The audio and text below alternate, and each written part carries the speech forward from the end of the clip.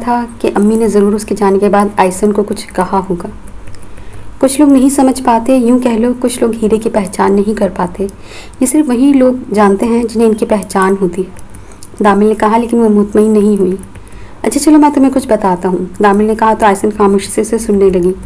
तुम्हें खुदा ने बनाया, उस खुदा ने जिसने दुनिया की हर चीज़ प्यारी बनाई है वो अल्लाह है, और अल्लाह खूबसूरती को पसंद करता है। तुम्हें भी अल्लाह ने बनाया है, फिर तुम ही बताओ क्या तुम बदसूरत हो सकती हो? दामिल ने कहा तो वो मुस्कुराने लगी और फिर नफ़ी में सर हिलाया। तुम खूबसूरत हो, मुझे प्यारी लगती हो, अपने दोस्त को क्या ये काफ़ी नहीं? मैं आपको प्यारी लगती हूँ? उसने उल्टा सवाल किया। क्यों, क्या तुम प्यारी नहीं? मैं तो सांवली हूँ, किसी दाग की तरह। आप तो खिलता हुआ चांद हैं। चांद पर भी दाग होता है और दाग तो अच्छे होते हैं ना, दामिल ने संजीदगी से कहा। लेकिन आयसन को हंसी आ गई तो दामिल भी हंस पड़ा। तुम हंसती रहा कर और उदासी तुम पर जचती नहीं है, दामिल ने मुंह बनाकर कहा। फिर आप हर वक्त बंदर जैसी हरकत करते रहा करें, मैं खुश रहूँगी। जबकि दामिल जो हंस रहा था अब उसका मुंह बन गया। मैं तुम्हें बंदर लगता हूँ? नहीं नहीं, आप मंकी लगते हैं, आयसन ने कहा तो दामिल थोड़ा रिलैक्स हुआ। हाँ ये कुछ बेहतर है, दामिल ने कहा तो आयसन के साथ वो भी हंसने लग गया और सूरज की आखिरी किरण ने दोनों की खुशी की नज़र उतारी। 2 साल बाद। मुझे आइसक्रीम खानी है अभी और इसी वक्त, आयसन उसके सामने आकर ज़िद्दी लहजे में बोली। ऐसा नहीं था कि वो ज़िद्दी थी, वो सिर्फ दामिल के सामने ज़िद करती थी। सिर्फ दामिल से कहती जो उसका दिल करता, क्योंकि दामिल ने कहा था हम दोनों बेस्ट फ्रेंड्स हैं। लेकिन क्या आयसन भी बेस्ट फ्रेंड ही मानती थी उसे? दामिल जो अपने कमरे में बेड पर किताबें बिखेर कर बैठा था, आयसन के अचानक कहने पर उसने नज़र उठाकर देखा। इसका रंग अब भी वैसे ही था जैसे पहले था, कोई फ़र्क नहीं आया था। हाँ ये ज़रूर था, इसके बाल लंबे हो गए थे, इसका कद लंबा हो रहा था। बस जो फ़र्क नहीं आया था वो उसके रंगो सूरत में था। इस वक्त टाइम देखा है, रात के 12 बज रहे हैं लड़की, दामिल ने घड़ी को देखकर कहा। तो क्या हुआ, मुझे अभी ही जाना है, इतना वक्त नहीं हुआ लड़के, इसने भी दामिल के अंदाज में जवाब दिया। तो वैसे ही थी, दामिल जैसे करता वो भी उसे अपनी आदत बना लेती थी। बात करना, चलना, खाना, हंसना, वो सब दामिल की तरह करने की कोशिश करती थी, ना जाने क्यों। मैं भी कहीं नहीं जा रहा, अगर दाजी ने देख लिया ना तो मेरी खैर नहीं, दामिल ने मना करके अपनी बुक उठाई। कुछ नहीं कहते दाजी, मैं देख कर आ रही हूँ, सब सो रहे हैं, आप अभी मुझे बाहर लेकर चलो और आइसक्रीम खिला कर लाओ जल्दी। आयसन ने इसके हाथ से बुक ली और उसे उठाना चाहा। यार आयसन अभी मेरा मूड नहीं है, दामिल ने बेचारगी जैसी शक्ल बनाकर कहा। मूड बन जाएगा जब हम बाहर जाएंगे, आयसन ने दोबारा इसका हाथ खींच कर कहा। जब मैं कराची चले जाऊंगा ना तब किससे ज़िद करोगी, दामिल ने वैसी किताबें समेटते हुए कहा था। लेकिन आयसन जिसने पहली बार सुना वो जो खड़ी थी इसके सामने बैठ गई। आप कराची जा रहे हो, कब, और कब वापस आना है, और क्यों जा रहे हो? आयसन ने एक ही साथ सारे सवाल कर लिए। लड़की सांस तो ले लो, एक साथ ही सवाल कर लिए, दामिल ने मुस्कुराते हुए उसे टोका। अच्छा अब आप बताएं क्यों जाना है? यार अगले महीने मेरी क्लास कंप्लीट हो जाएगी, फिर मैंने यूनिवर्सिटी जाना होगा और अम्मी की ख्वाहिश है कि मैं कराची यूनिवर्सिटी से आगे पढूं, तो बस अब पढ़ने के लिए वहाँ जाऊँगा।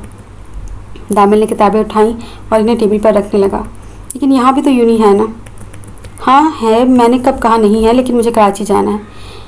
अब आगे जितनी पढ़ाई होगी मैं वहीं पढ़ना है, दामिल ने सांस भरकर बताया। जबकि आयसन को दिल बंद होता महसूस हुआ। वो कैसे इसे दूर कर सकती थी, अब वही तो था जो समझ जाता था। आप चले जाएंगे, आयसन ने कितने दुख से कहा था। इसका अंदाज़ा दामिल भी नहीं लगा सकता था। हाँ लेकिन आता रहूँगा, दामिल को पता था वो उदास हो रही है। कब? मैं जुम्मे की शाम आ जाया करूँगा और इतवार की शाम चला जाया करूँगा। हर जुम्मे आया करेंगे, आयसन ने फ़ौरन पूछा। हाँ गुड़िया, हर हफ्ते आया करूँगा, दामिल ने मुस्कुरा कर जवाब दिया। ठीक है, वो कह भी क्या सकती थी। चलो अब तो मैं आइसक्रीम खिला कर लाता हूँ, दामिल ने पाँव में चप्पल पहनी और खड़ा हुआ। मेरा दिल नहीं है, फिर कभी चलेंगे, जब तक आप अपना काम कर लीजिए। वो दर्द भरी मुस्कान से खड़ी हुई और बगैर उसे देखे वहाँ से चली गई। दामिल चुप हो गया। वो क्या कहता, एक तरफ माँ की ख्वाहिश, एक तरफ मोहब्बत और दूसरी तरफ चाचू से किया हुआ वादा जो हर हाल में निभाना था। मुझे अपना फ्यूचर बनाना है, अपनी मोहब्बत हासिल करनी है, चाचू का वादा निभा तो रहा हूँ ना, आगे भी आयसन को कभी कोई कमी नहीं होने दूंगा, दामिल ने सोचा। फिर दोबारा से अपनी किताबें जो रख दी थी दोबारा खोल कर बैठ गया। रोड पर बहुत कम लोग थे, गाड़ियाँ अपनी मंजिल की तरफ रवा दवा थी।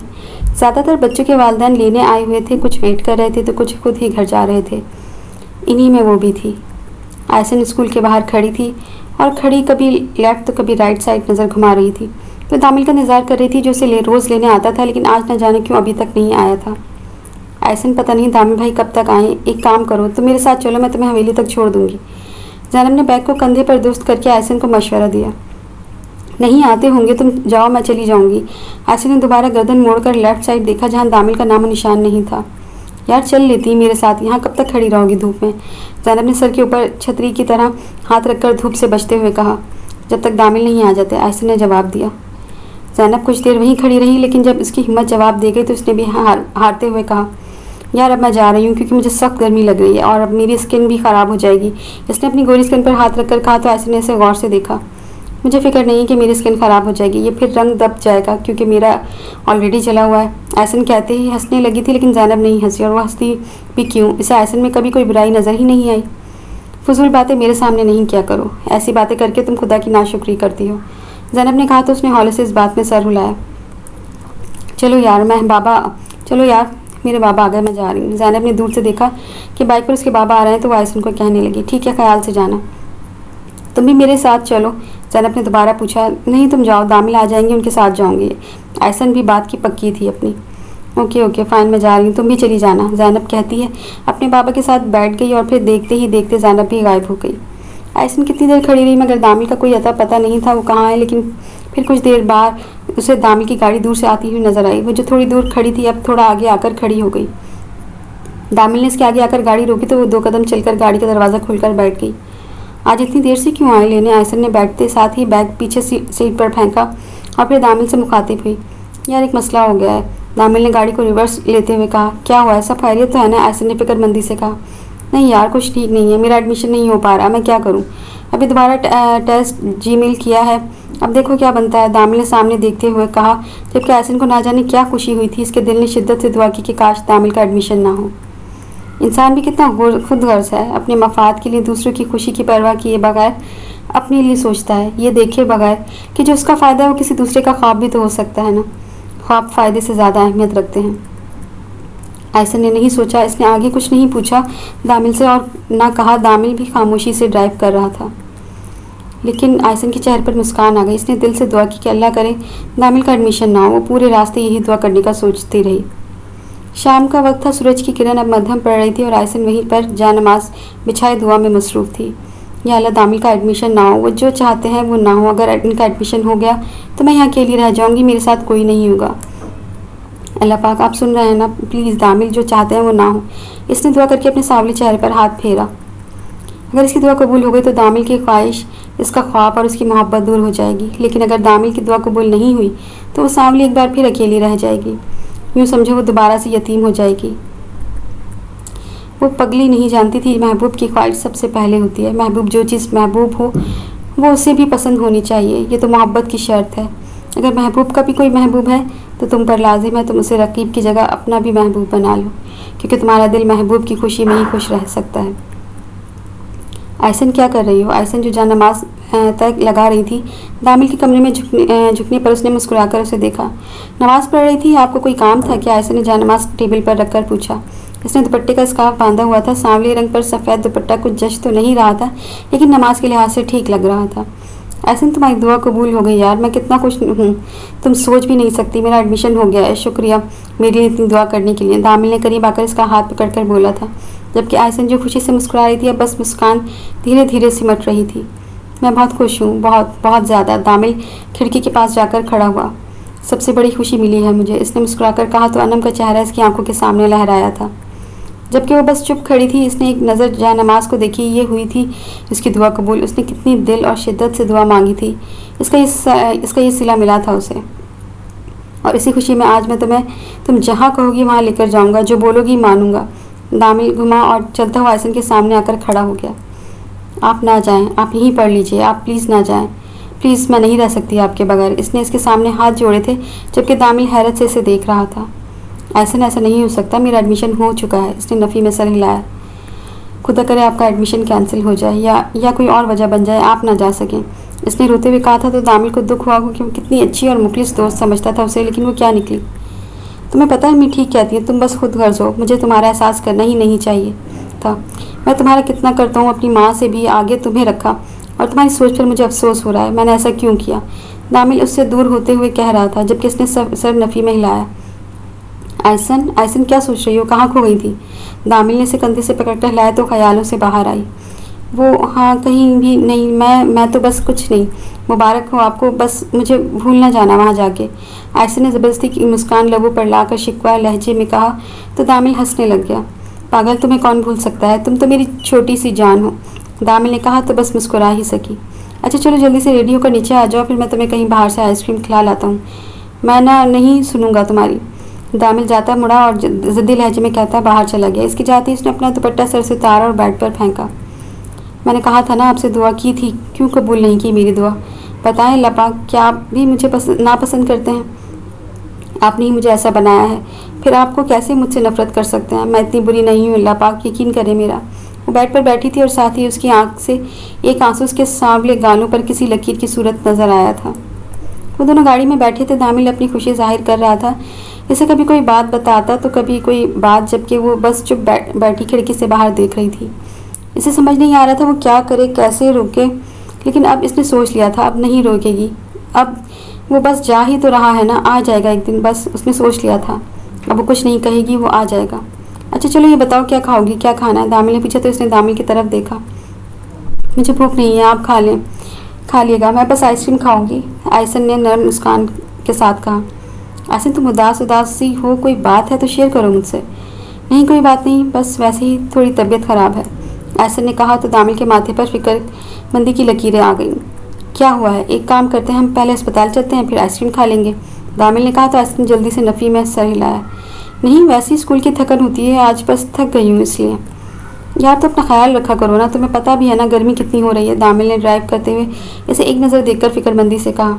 जी मुझे पता है, मैं रखूँगी ख्याल, बस आप मेरी फिक्र ना करें, मैं ठीक हूँ, आयशा ने कहा तो दामिल ने इस बात में सर हिलाया। मैं कराची से जब भी आया करूँगा ना तुम्हारे लिए बहुत से गिफ्ट्स लाया करूँगा, ठीक है? दामिल ने पूछा तो आयशा ने मुस्कुरा दी। चलो तो अब मंजिल भी आ गई अपनी, दामिल ने गाड़ी रोक कर कहा तो आयशा ने अपनी साइड का दरवाज़ा खोला। वो दरवाज़ा खोले अंदर दाखिल हुई तो सामने सूफिया बैठी मोबाइल हाथ में लिए से गौर से देख रही थी। जैसे अंदर आई और अपना कोट उतार कर दीवार पर लगी कील पर टांगा और सूफिया के सामने आकर बैठ गई। आज बहुत थक गई मम्मी, जॉब करना बहुत मुश्किल है, घर से बाहर जाओ, लोगों की बातें सुनो बिला वजह ही। और अब सोफ़े की पुट से टेक लगाकर बैठी थी। खैर आप बताएं, कुछ खाया है या बना दूं आपके लिए कुछ? मैं तो जॉन के साथ डिनर करके आई हूँ, उन्होंने पूछा। लेकिन सूफिया अब भी बस मोबाइल में हाथ लिए बैठी मोबाइल को ही घूर रही थी। जैसे ने जब देखा वो कोई जवाब नहीं दे रही तो उनके बराबर में आकर बैठी। मम्मी सब ठीक है, आप ऐसे क्यों बैठी हैं, तबीयत ठीक है आपकी? सूफिया ने थोड़ी सी गर्दन मुड़कर जैसे कि देखा तो इनकी आंख में नमी थी, जैसे वो रोई हो। मम्मी आप रो रही हैं, आप ठीक तो है ना? जैसे ने फिक्रमंदी से कहा। जुनेद क्या हुआ जुनेद को? जैसे भी परेशान सी हो गई। जुनेद की डेथ हो गई है जैसे, अब मेरी आयसन कहाँ होगी? वो कहते साथ ही रोने लग गई, जब जैसे बस खामोशी से उन्हें देख रही थी।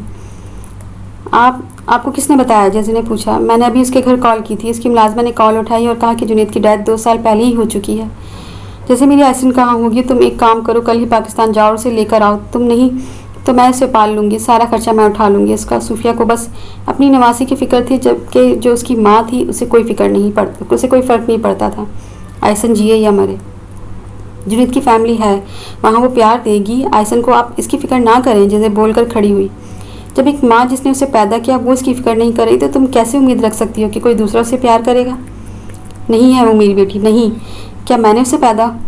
जैसे ने गुस्से में बोल तो दिया, लेकिन जब इसे एहसास हुआ तो इसने क्या बोल दिया तो वो चुप हो गई। लेकिन सूफिया हैरत से खड़ी हुई थी। क्या कहा तुमने? आयसन तुम्हारी बेटी नहीं है? मम्मी मेरी बात सुने मैम, क्या कहा तुमने? आयसन तुम्हारी बेटी नहीं है? सूफिया इनकी बात काट कर गुस्से से पूछा तो वो बस चुप हो गई। वो किसकी बेटी है? जैसे सूफिया को तो यकीन ही नहीं आ रहा था उस पर। मम्मी मेरी बात ध्यान से सुना, मैं गलत नहीं हूँ। जैसे ने इनका हाथ पकड़कर इन्हें अपने पास बैठाया। मुझे बताओ सब सच क्या बात है? क्या बात मुझसे छुपा रही हो तुम? मैं सच बताऊंगी आपको, लेकिन आप ये बात अपने तक रखिएगा, जैसे ने कहा तो उन्होंने इस बात में सर हिलाया।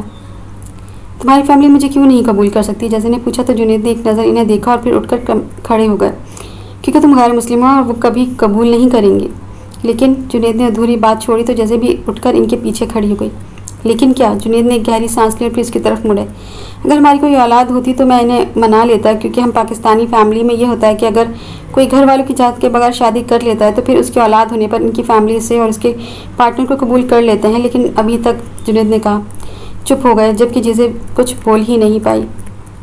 मुझे कुछ काम है, वो करके आता हूँ, तुम अपना ख्याल रखना, अगर फैमिली ना मानी तो मैं तुम्हारे साथ हूँ। जुनैद ने प्यार से इसके गाल को थपथपाया और फिर मुस्कुराते हुए कमरे से बाहर चले गए, जबकि जेज़े वहीं खड़ी हो गई।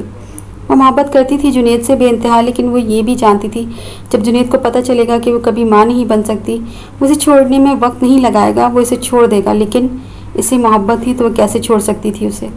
उसने खिड़की से नीचे देखा जहाँ जुनैद की गाड़ी अब खड़ी घर से बाहर चली गई थी। वो परेशान हो गई थी, इसे समझ नहीं आ रहा था कि क्या करें, इसलिए उसने सोचा वो अपनी दोस्त डायना, जो उसकी बेस्ट फ्रेंड थी, इसके पास जाएगी। वो शायद किसी अच्छी डॉक्टर को जानती हो, क्योंकि डायना एक नर्स थी, ज़रूर इसके पास कोई हल होगा। जेज़े अलमारी के पास गई, वहाँ से कपड़े लेकर वॉशरूम में चली गई। वो सड़क के किनारे चल रही थी तो लॉन्ग कोट की जेब में हाथ डाले वो नाक की सीध में चल रही थी। इटली का मौसम बहुत सुहाना था, यहाँ के लोग अपने आप में मगन थे। जैसे थोड़ा आगे ही गई थी तो एक जगह सड़क पर एक बच्चा बैठा ढोल बजा रहा था, जबकि इसके साथ खड़ा लड़का हाथ में गिटार पकड़े कोई गाना गा रहा था। जैसे ने थोड़ी देर के लिए वहीं खड़ी हो गई और फिर कोट की जेब से कुछ यूरो निकाल कर लड़के के सामने रखे बॉक्स में डालकर अपनी मंजिल की तरफ आगे बढ़ गई। वो एक घर के पास आकर रुकी, फिर हाथ आगे करके बैल बजाई, जो अगले ही लम्हे सुनकर दरवाज़ा खोल दिया गया। जैसे मैं कहीं ख्वाब तो नहीं देख रही है, वाकई तुम ही हो ना? डायना ने मुस्कुराते हुए पूछा तो जैसे ने भी मुस्कुराते हुए आगे बढ़कर इसे गले लगा लिया। तुम्हारी दोस्त बहुत परेशान है डायना, मुझे तुम्हारी मदद की सख्त ज़रूरत है, जैसे ने कहा तो डायना इसका हाथ पकड़कर अंदर ले आई और पीछे से दरवाज़ा बंद कर दिया। क्या बात है, मुझे बताओ। मैं कभी माँ नहीं बन सकती, ये कहते साथ ही जैसे ने रोने लग गई। अगर ये बात जुनैद को पता चलेगी तो वो मुझे भी छोड़ देगा, वो ज़रा देर नहीं करेगा मुझे छोड़ने में। जैसे ने कहा तो डायना भी परेशान हो गई, क्योंकि वो उसकी सबसे अच्छी दोस्त थी, वो कैसे उसे परेशान देख सकती थी। अच्छा तुम रोना बंद करो, कोई ना कोई हल निकल आएगा, नहीं छोड़ेगा वो तुम्हें, तुम बहुत प्यार करती हो उसे, डायना ने कहा तो इसने अपने आंसू साफ किए। कुछ खाओगी, डायना ने पूछा तो इसने नफ़ी में सर हिलाया। कॉफ़ी तो बनती है, डायना ने कहा, फिर अपनी मुलाजमा को आवाज़ दी। लैला 2 कप कॉफ़ी ले आना, डायना ने कहा कि जीजे की तरफ मुँह किया। परेशान होने की ज़रूरत नहीं है, जानती हूँ कुछ डॉक्टर्स को, वो तुम्हारा इलाज कर देंगे और ये बहुत लोगों के साथ होता है, तुम्हारा मसला भी हल हो जाएगा, डायना ने उसे तसल्ली दी। बस मेरा ये मसला हल कर दो और मुझे कुछ नहीं चाहिए, ने कहा तो डायना मुस्कुरा दी। वो दोनों बातें करते रहे। कुछ देर बाद लैला भी हाथ में ट्रे लिए कमरे में दाखिल हुई। जेज़े ने से देखा, वो सांवली सी थी, कुछ बीमार सी लग रही थी जेज़े को।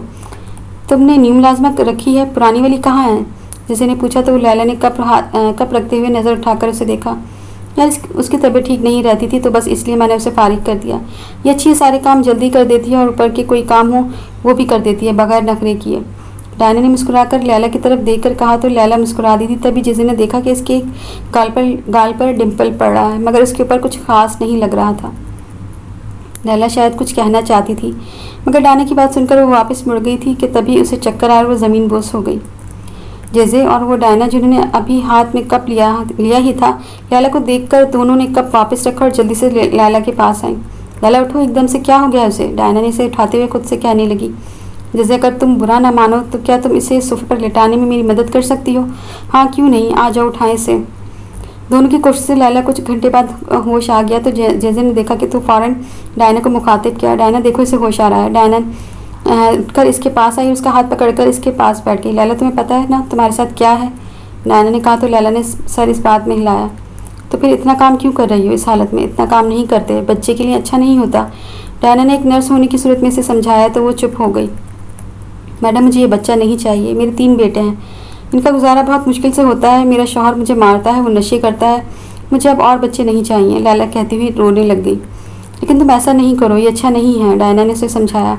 मैडम ज़िंदगी मेरी है, जीना मुझे होता है, इसलिए मैं ये बच्चा मार दूंगी पैदा होने से पहले ही, लैला ने कहा। फिर डायना के हाथ का सहारा लेकर उठ बैठी, जबकि जैसे कुछ सोचने में मगन थी। ठीक है, जैसे तुम्हारी मर्जी, मैं क्या बोल सकती हूँ, डायना ने कहा तो लैला आराम से खड़ी होकर जाने लगी। जैसे की बात सुनकर रुक गई। ये बच्चा तुम पैदा करके मुझे दे दो, मैं इसे पाल लूँगी, इसके बदले तुम्हें मुँह मांगी रकम भी दूंगी, तुम जितनी तुम चाहो। डायना तो जैसे की बात सुनकर हैरान ही रह गई, लेकिन जबकि लैला पहले तो मना करने वाली थी, मगर फिर पैसों का सुनकर वो कुछ सोचने लगी।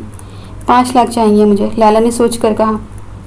मैं तुम्हें 10 लाख दूंगी, लेकिन फिर उसके बाद तुम्हारा इस बच्चे से कोई ताल्लुक़ नहीं होगा, जैज़े ने कहा तो लैला ने हामी भर ली, जबकि डायना तो बस मुँह खोले जैज़े को देख रही थी। जैज़े ये तुम क्या करने जा रही हो? जुनैद कभी भी ऐसा नहीं होने देगा। जुनैद को बताएगा कौन? मैं तो बताने वाली ही नहीं, तुम बताओगी? जैज़े ने पूछा तो डायना ने गहरी सांस लेकर नफ़ी में सर हिलाया। तो बस जुनैद को मैं यही कहूँगी कि ये बच्चा मेरा और उसका है और मेरी प्रेगनेंसी की झूठी रिपोर्ट तुम बना कर दोगी मुझे। यकीन है ये सब तुम्हारे लिए मुश्किल नहीं है। जैसे की बात सुनकर डायना ने अपना सर पकड़ लिया। तुम क्या करने जा रही हो? जैसे 9 महीने कैसे गुजारोगी जुनैद के साथ? तो क्या इसे पता नहीं चलेगा? अभी तो नहीं, लेकिन अगर इसे ये पता चला कि वो बच्चा उसका नहीं, तब वो ज़रूर तुम्हें छोड़ देगा। डायना ने इसे डराना चाहा कि क्या पता वो अपना इरादा बदल दे, लेकिन जैसे ने नफ़ी में सर हिलाया। मैं 7 मंथ तुम्हारे साथ रहूँगी और जुनैद को कह दूँगी कि मेरी मम्मी की तबीयत ख़राब है तो मुझे इनके साथ रहना पड़ेगा। जैसे ने हल बताया। तो क्या जुनैद आंटी सूफिया के घर नहीं जाएगा तुमसे मिलने? डायना ने पूछने पर जैसे ने नफ़ी की। क्यों? क्योंकि जुनैद को मम्मी का घर नहीं पसंद। मैं पीछे महीने भी वहाँ रह चुकी हूँ। जुनैद को लाख बार बुलाने पर भी वो नहीं आया था। जैसे रिलैक्स थी। वजह तुम्हारे घर ना आने की? वजह यही कि मम्मी से उसकी बनती नहीं है। मम्मी मुस्लिम लड़के के ख़िलाफ़ थी और जुनैद को पसंद नहीं करती, इसलिए जुनैद मम्मी के घर नहीं जाता। तो बस ये मसला भी हल हो गया। लेकिन जब उसे पता चलेगा कि तुम उस बच्चे की माँ बनने वाली हो तो क्या वो नहीं आएगा? डायना इसके आइडिया से मुतमईन नहीं थी। जबकि लैला जो कब से खड़ी इनकी बातें सुन रही थी, अब वहाँ से जा चुकी थी। उसे मुझ पर यकीन है और मुझे पता है वो कभी नहीं आएगा। जैसे ने कहा और फिर खड़ी हुई। डायना मैं चलती हूँ, मुझे एक्टिंग भी करनी है ताकि जुनैद मुझे डॉक्टर के पास जाने का कहे। तुम कल अस्पताल जाकर मेरी झूठी रिपोर्ट तैयार कर देना, मैं कल तुम्हारे अस्पताल आ जाऊँगी। जैसे मुझे ये कुछ ठीक नहीं लग रहा। डायना को फिक्र हुई। डायना सब ठीक है, तुम बस मेरे साथ दो, बाकी मैं देख लूँगी। आंटी सूफिया को क्या कहोगी? तुम आंटी को क्या? कुछ नहीं बताऊँगी मैं। कुछ भी नहीं। आंटी को क्या बताओगी? तुम इतने दिन कहाँ हो? जाहिर है तुम उनसे भी मिल नहीं सकती। डायना ने पूछा, लेकिन उसे पता नहीं था जिसे ने सब सोच लिया था। मम्मी को कहूँगी कि जुनैद मुझे लंदन लेकर जा रहे हैं, इनका ट्रांसफ़र लंदन हो गया है, 1 साल बाद वापस आ जाएंगे। तुम आंटी को कुछ नहीं बताओगी? नहीं, कुछ भी नहीं, जैसे ने मुस्कुराते हुए कहा। आंटी को क्या बताओगी कि तुम इतने दिन कहाँ हो? जाहिर है तुम इनसे भी मिल नहीं सकती। जैसे मुझे ना जाने क्यों तुमसे डर लग रहा है। तुम क्या करने जा रही हो? डायना ने कहा, क्योंकि उसे वाकई में डर लग रहा था। डायना ज़्यादा ना सोचो, कल मिलते हैं अस्पताल में। लैला अपना बहुत ख्याल रखना, तुम्हारी अच्छी ग़िज़ा का ख्याल मैं खुद रखूँगी। शुक्रिया मैडम, लैला ने कहा। कोई बात नहीं, बस अपना ख्याल रखना। Good bye. लैला तुम अपनी मर्ज़ी से ये सब करना चाहती हो? डायना ने पूछा तो लैला ने इस बात में सर हिलाया। बाजी मजबूरी इंसान से बहुत कुछ करवा लेती है जिसका अंदाज़ा शायद हमें भी नहीं होता कि हम क्या करने जा रहे हैं। लैला ने कहा तो इसके लहजे से लगा कि वो अपने दिल का टुकड़ा किसी और की झोली में डालने से थोड़ी उदास है, डर रही थी कि ना जाने इसकी बेटी का क्या बनेगा। अब अगर फैसला कर ही लिया तो डरो नहीं, सब अच्छा होगा। बस उम्मीद अच्छी रखो, जैसे बहुत अच्छी है, तुम्हारी औलाद को किसी भी चीज़ की कमी नहीं होने देगी। डायना ने मुस्कुराकर कहा तो लैला भी नरमी सा मुस्कुरा दी और फिर अपने काम में लग गई। डायना ने भी फ्रिज से पानी निकाला और उसे गिलास में डालने लगी। रात हो चुकी थी मगर इटली की गलियों और सड़कों पर अभी भी चहल पहल थी। वहीं पर अगर हम एक घर में झांके तो डाइनिंग टेबल पर जैसे और जुनैद बैठे रात का खाना खा रहे थे। जिस दिन मेरी कुछ तबीयत ख़राब है, सुबह से कुछ अच्छा फील नहीं हो रहा है। जिसे ने खाने से हाथ रोककर कहा तो जुनैद ने नजर उठाकर जैसे को देखा। खैरियत? सुबह तो ठीक थी, जुनैद ने कहा तो जैसे ने थूक निकला। उसने झूठ बोलने का काम थाम तो लिया था मगर एक डर था कहीं झूठ पकड़ा ना जाए। हाँ, जब तुम गए तो अजीब सी तबीयत थी। अभी कुछ खाया नहीं जा रहा है, नींद भी नहीं आ रही। नींद तो रात में आएगी ना, अभी सोगी तो आ जाएगी नींद। जुनैद ने चमचा मुंह में डालकर कहा। मुझे लगता है कल मैं डॉक्टर के पास चली जाऊँ। जुनैद को ना बोलता देखकर इसने खुद ही कह दिया। हाँ चली जाना, अगर कहो तो मैं साथ चलता हूँ। जुनैद ने कहा तो जैसे ने जल्दी से नफ़ी में सर हिलाया। नहीं जुनैद, मैं चली जाऊँगी। वो कल डायना भी आएगी ना तो इसके साथ चली जाऊँगी। डायना ने क्यों आना है? जुनैद ने सवाल पूछा। जुनैद वो मेरी दोस्त है, कभी भी आ सकती है, ज़रूरी तो नहीं ना कि कोई वजह ही हो। अच्छा ठीक है, मैंने तो वैसे ही तुमसे पूछा था नाराज़ क्यों हो रही हो। नहीं मैं नाराज़ तो नहीं हूँ, बस वैसे ही कहा। ठीक है, मैंने खाना खा लिया है, मुझे कुछ काम है, मैं स्टडी रूम में जा रहा हूँ। जबकि जैसे वहीं बैठी रही, उसकी भूख आज वाकई में मर चुकी थी। समझ नहीं आ रहा था कि सुबह का सूरज क्या खबर लेकर आएगा। मुझे कुछ बात करनी है आपसे। लैला अपने शौहर के सामने बैठकर बोली तो वो जो सिगरेट पी रहा था, एक नज़र लैला को देखकर इसने दोबारा सिगरेट लबों से लगाई। बोल, क्या बोलना है? बल्कि रुक, ये बता तुझे तेरी मैडम ने पैसे नहीं दिए अभी तक? अब तो महीना भी ख़त्म हो गया है, इसने बदतमीज़ी से कहा। तो लैला उठी और अलमारी में से पर्स निकाल कर लाई और पूरा पर्स इसके हाथ में दे दिया। ये छोटे से घर का छोटा सा कमरा था जिसकी दीवारों का रंग भी उतर चुका था। इस छोटे से घर में 2 कमरे, एक वॉशरूम और एक किचन था। एक कमरे में ये दोनों मियाँ बीवी, जबकि दूसरे कमरे में इसके 4 बेटे सोते थे। आज बड़ी अच्छी बन गई, एक बार कहने पर ही तूने मुझे पैसे दे दिए, इसने हंस कर कहा और फिर पर्स में से पैसे निकालकर खाली पर्स लैला के हवाले कर दिया। वो ऐसा ही था, मेहनत वो करती थी और वो जो वो थोड़ा बहुत कमाती उस पर ऐश करता। चल अब बोल, क्या बात करनी थी तूने? इसने जेब में पैसे रखे, फिर मुस्कुराते हुए कहा, मैं अपना बच्चा बेच रही हूँ जिसकी मुझे मुँह मांगी रकम मिलेगी। तो पागल है, अपना बच्चा बेच रही है? मेरे बेटों की तरफ आंख उठाकर भी नहीं देखना, ये बड़े होकर मेरी कमाई का जरिया बनेंगे। नहीं, इन बच्चों को नहीं, वो जल्दी से बोली। फिर मैं माँ बनने वाली हूँ और ये बच्चा मैं देखूंगी भी नहीं और बेच दूंगी। लैला की बात इसे समझ नहीं आई तो इसके माथे पर बल आ गए। कहना क्या चाह रही है, मुझे कुछ समझ नहीं आ रहा। लैला, ये तो बहुत अच्छी बात है। उसके समझाने पर वो बोला, हाँ हम अब अमीर हो जाएंगे। वो खुश हो गया, जबकि लैला सिर्फ मुस्कुरा ही सकी। इसकी औलाद इससे दूर हो रही थी। अगर मजबूरी ना होती तो ऐसा कभी ना करती, लेकिन अब इसे ये सब करना था। वो जिसे को ज़बान दे चुकी थी। तूने हाँ कर दी थी ना। देख, 10 लाख से 1 पैसा कम नहीं लेना। पहले पैसे लेना फिर बच्चा देना। बल्कि एक काम कर ले, उसने कहा तो लैला ने उससे सुनने लगी। तो इस मैडम से मुझे मिलवा दे। जब बच्चा पैदा हुआ पहले मैं पैसे लूँगा, फिर उसे बच्चा दूंगा। वरना तुझे नहीं पता ये अमीर लोग हम गरीब को इस्तेमाल करते हैं। क्या पता वो तुझ जैसी मासूम को पागल बना रहे हों। इसकी बात सुनकर वो चुप हो गई। आप पागल बन सकते हैं, और अगर उन्होंने ऐसा किया तो क्या आप इन्हें छोड़ देंगे? लैला ने पूछा तो वो हंसने लगा और फिर इसने नफ़ी में सर हिला दिया। हाँ, ये बात तो तूने बिल्कुल ठीक कहा। मेरे साथ होशियारी बड़ी महंगी पड़ेगी उस अमीर मैडम को।